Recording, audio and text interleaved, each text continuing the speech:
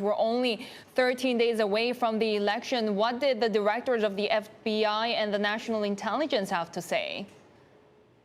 Well, they said that they had learned that Iran and separately Russia both had obtained some voter registration information, had been using that to target voters with disinformation.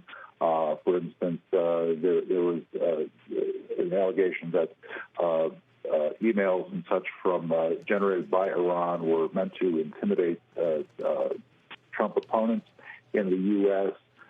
They didn't give a lot of detail about what exactly the interference was. Of course, we've known for some time that Russia has engaged in election interference, and previously the government has said Iran and China were also involved.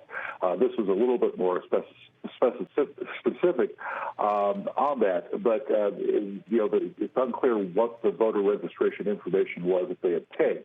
In the U.S., a lot of that is already public, available, and it's compiled by private companies and sold for marketing purposes, not only to companies but also to political campaigns. There was no suggestion that they had somehow breached any systems, but Christopher Wray, the FBI director, said that Iran had aimed to damage Trump's reelection effort, and it is known from past statements that Russia was trying to damage Biden's efforts.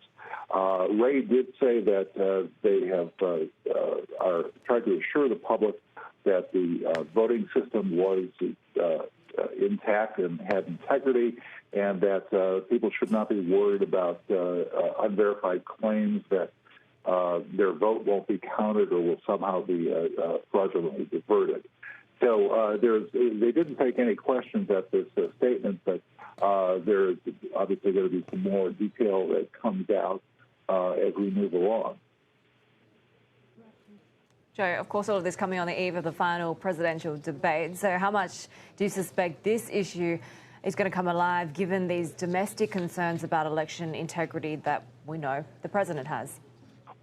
Well, that'll certainly be. The president has been stoking the doubts about election integrity. He's also tried to divert attention away from Russia's action in 2016 by saying that Iran and China are aiming to help Biden in the election. So I suspect that we can expect to hear from the president about that at some point, if not during the debate, certainly at his campaign rallies over the next several days. But it's sort of unclear about what impact it'll have on voters. The biggest risk, of course, is that they would suppress votes or cause people not to vote.